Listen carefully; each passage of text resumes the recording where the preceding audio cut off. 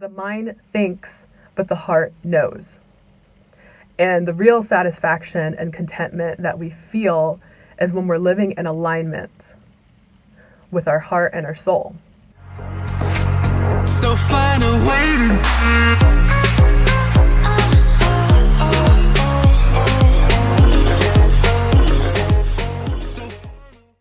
Hello, beautiful beings of light.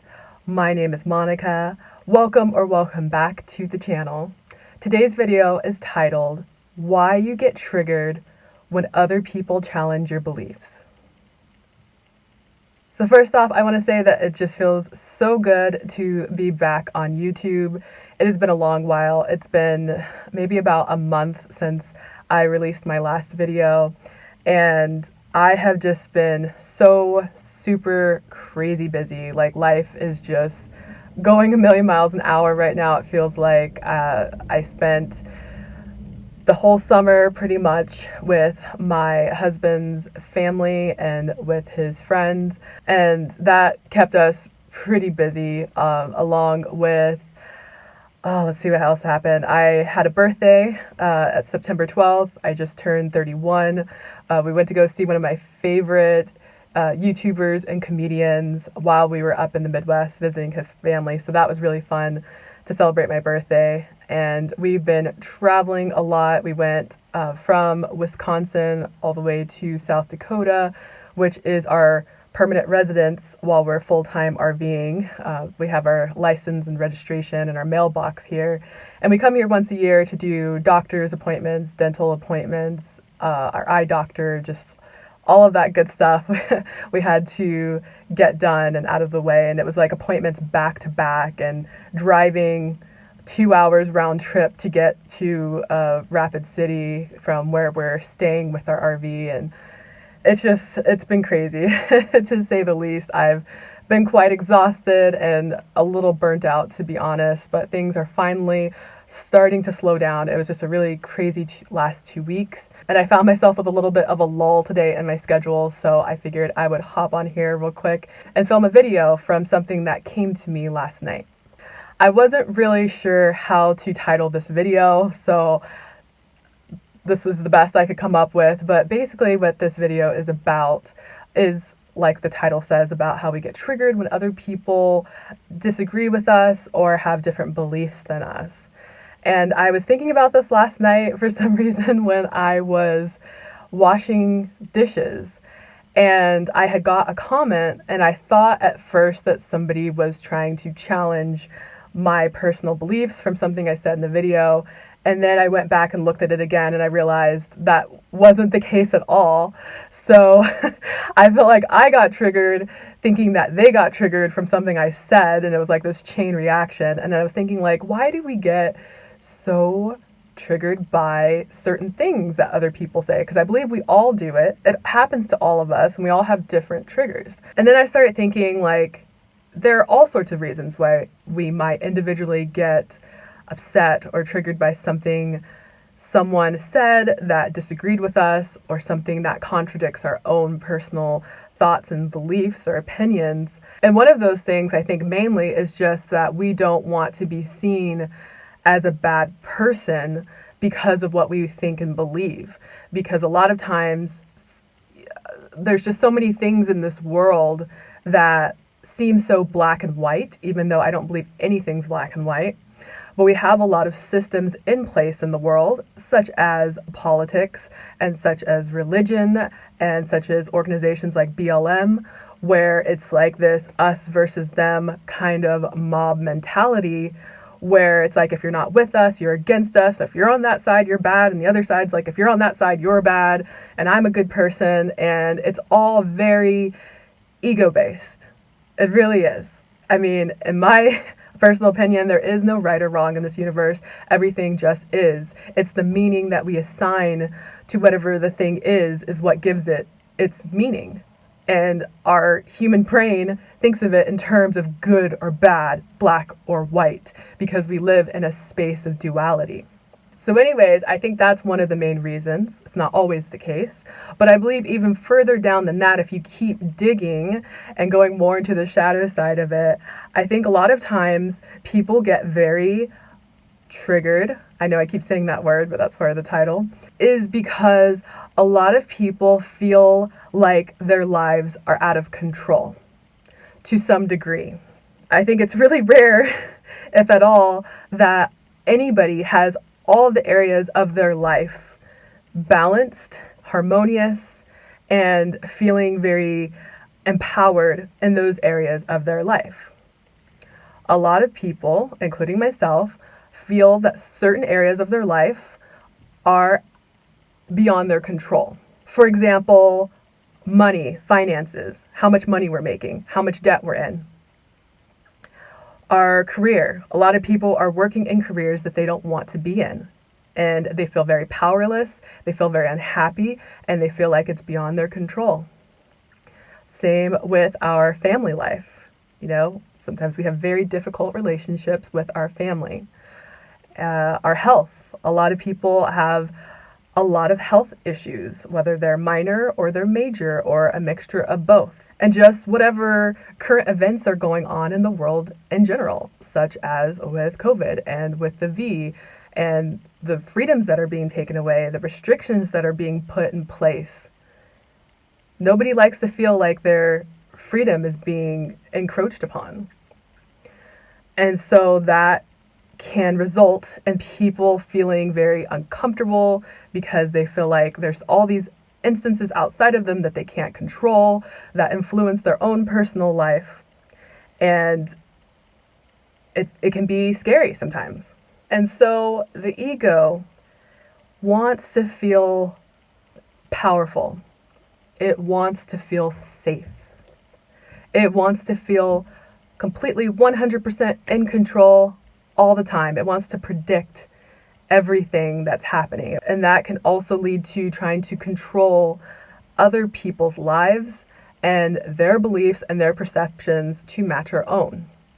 Because then the ego feels safe if it's in a group, if it's in the majority of people thinking and acting and being the same as them.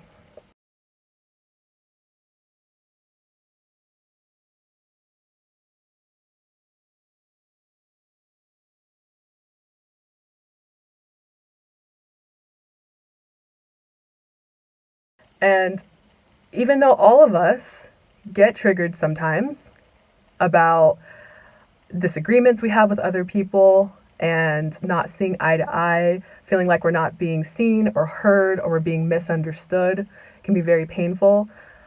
I'm not saying that that's like a bad thing or a good thing. I'm just saying that is, but it's the way that we respond to that person, to that situation, to that outside influence. Like, as we know, being online, there's a lot of trolls, there's a lot of haters.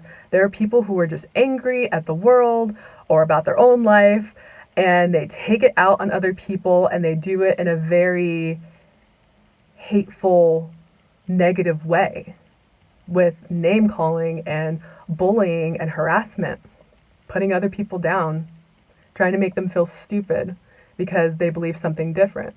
That's what I don't agree with. That's what I'm not okay with. And I do my best to not respond that way. I mean, I'll admit sometimes I might get angry and think certain things that aren't so nice, but I would never actually say that to someone, whether it was in person, face to face, over the phone, online, anything like that. Because I know that we're all connected. I know that what I say or do to someone else is a reflection of me, and it's something that is going to affect me in some way or another. So knowing that other people are basically me and I am them and they are me and that sort of thing, because we're all connected, I'm not going to intentionally try to hurt someone's feelings and be mean or rude or nasty, because I feel like I'm just doing that to myself. I'm extremely empathetic, and I don't see us as separate. The ego thinks of everything and everyone as separate from itself. So what you do to someone else, the ego thinks it's not going to come back to you. It's not going to affect you in any kind of way. So what I do in these instances is I allow myself to get upset when I feel triggered. I let myself feel it all. I give myself permission. I get angry. I get super duper angry. I get pissed off. I get sad. I get hurt. And then I intentionally let that go when I'm ready.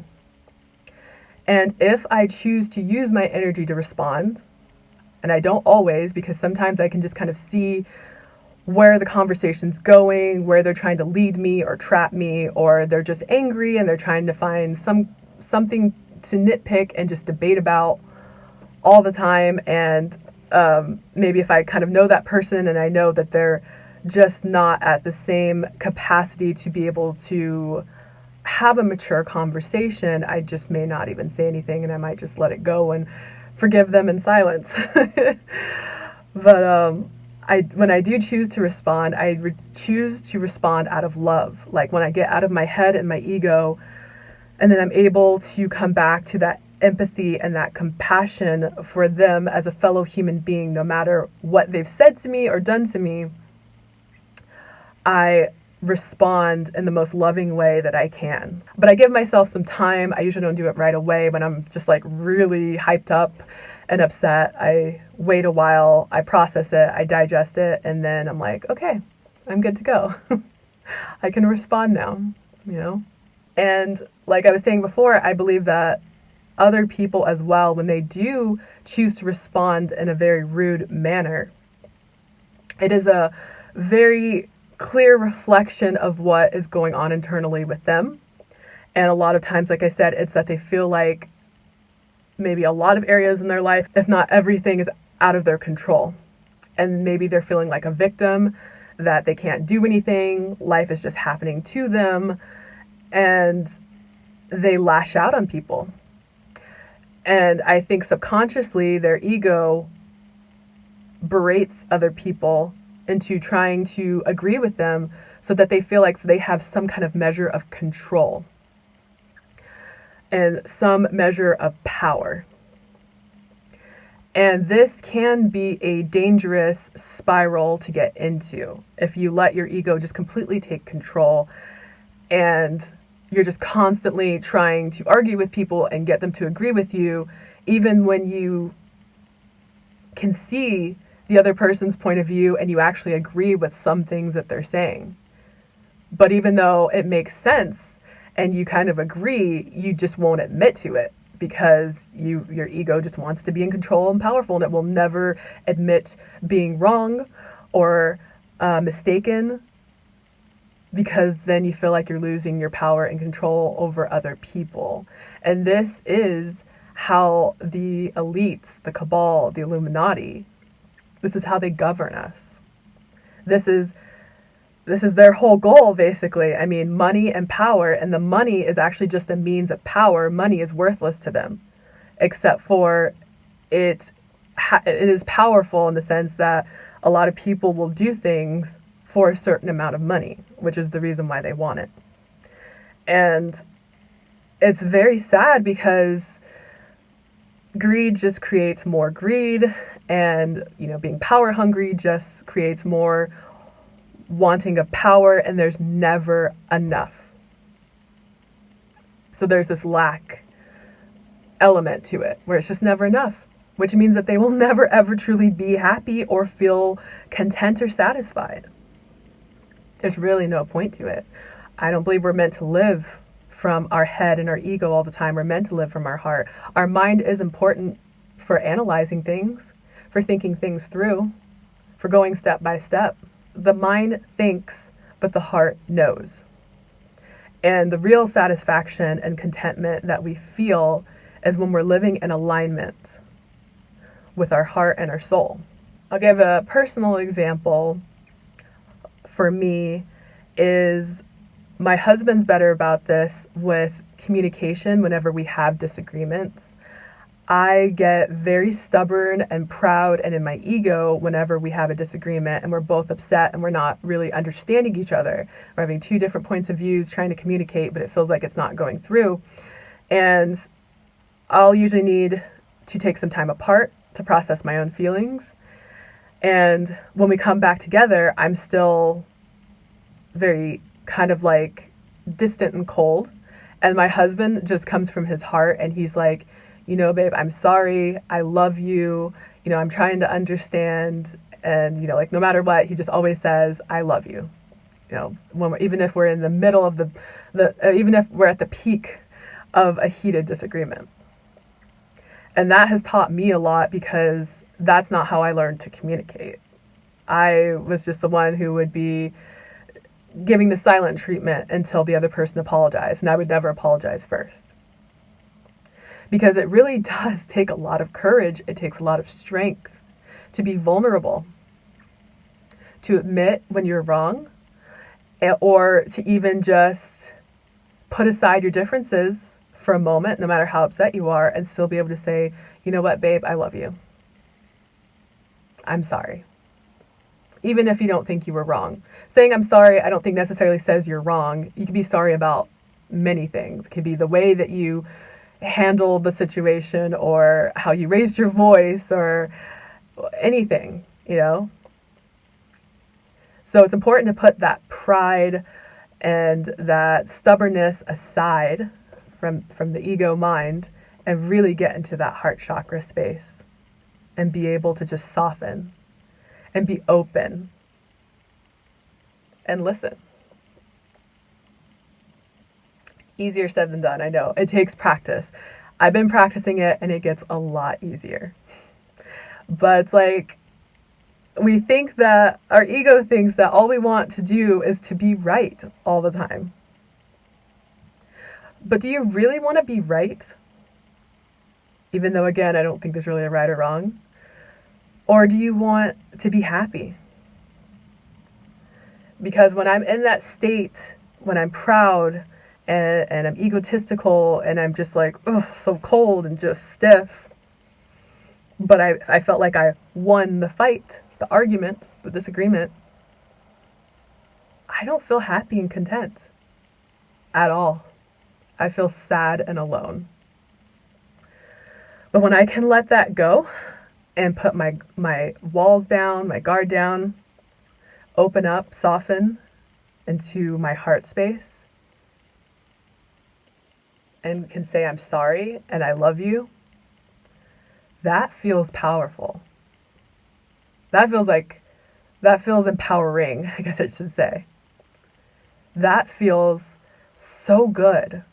And that feels like true happiness and contentment.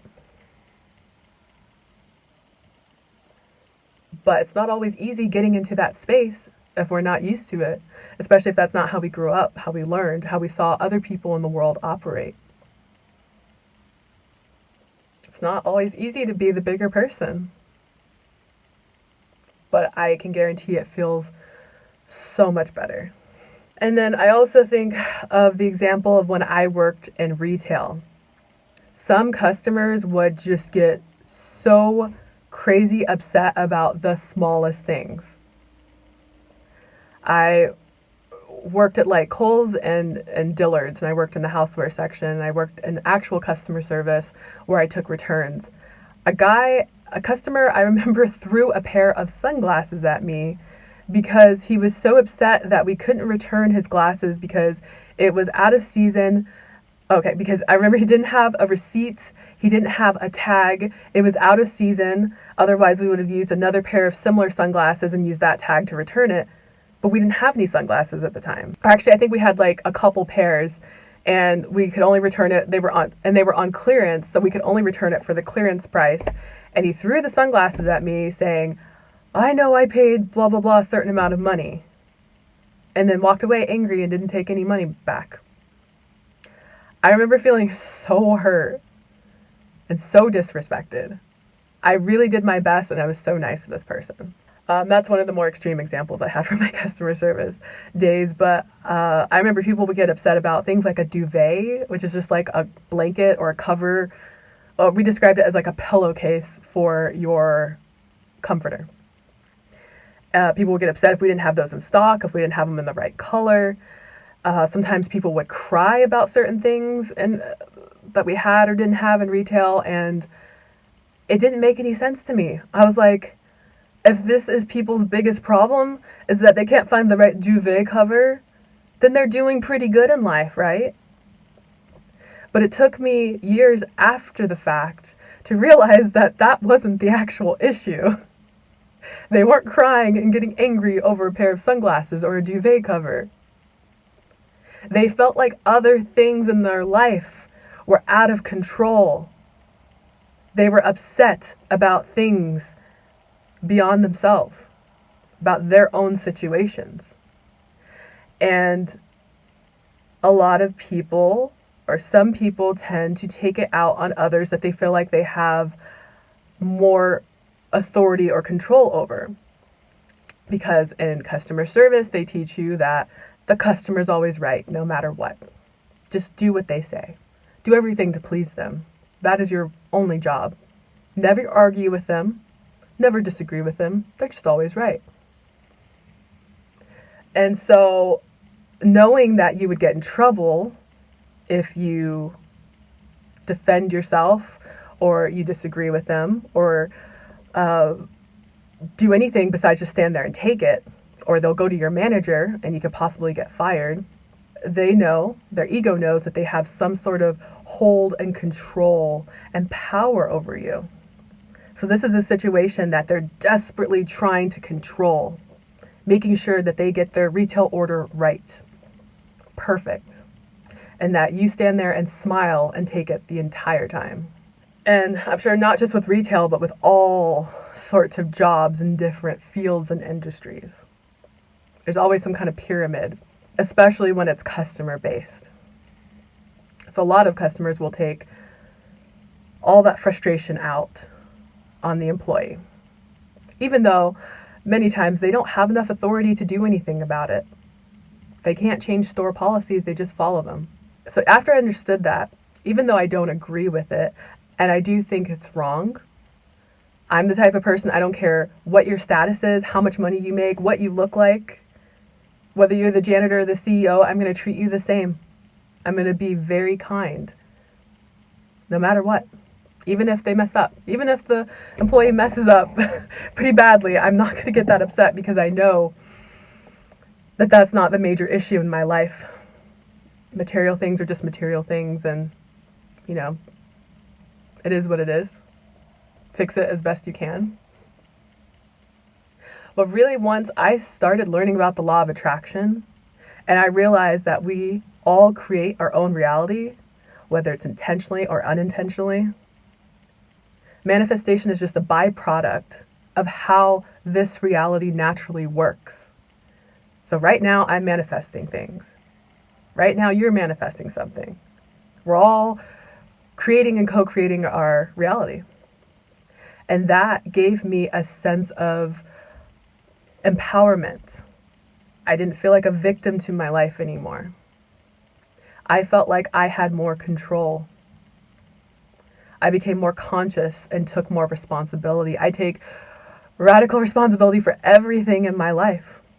And once I really realized that I am only responsible for me, for my thoughts, for my beliefs, for my actions, I am not responsible for anyone else's thoughts, beliefs, ideas, or actions, behaviors, whether it's towards me or someone else or the world. I'm not responsible for them. And although I cannot control everything around me, sometimes you have to let go and surrender, trust the process. I am always in control of how I respond to the things happening around me. 90% of life is not what happens to you, but how you respond to what happens to you. And that's why even when I get triggered, I don't go off on people. Now, I'm not perfect. I'm still human. And yeah, sometimes I do respond in a very like, whoa, I feel like I shouldn't have said that, or I shouldn't have reacted that way. I will take the time to sit with that and process that and go over it, and I will apologize if need be. And it's different with different people. I can be much more composed with strangers, especially working in customer service. I've been trained like that. Or sometimes with friends, close friends, but sometimes with my partner, my relationship.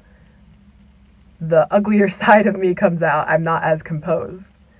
And that's when I have to check myself and apologize and just be more aware of it and be better. Practice being better about how I respond in future situations and learn from how I reacted in the past and start learning to respond instead.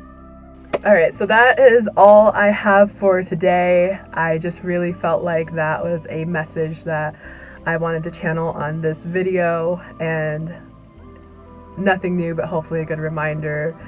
And hopefully it will help you understand more of when people negatively react to something that we said or something that we believe, or a difference in opinion on something. And it'll really help us to have more empathy and compassion and get more into more heart-centered before responding to other people, especially if it's like email or online or something. It gives us a little bit more time to process how we feel and to not just like a knee-jerk reaction and just respond in a very unhealthy way that may present more consequences in the future, where we just feel really guilty about what we said. This is a way to kind of just avoid that altogether if we take the time to really be with ourselves and understand how we're feeling and try to get a good understanding of possibly how the other person or other people in general are feeling and why they do what they do. Because I find it easier to forgive people once I understand why they do what they do, even if I don't agree with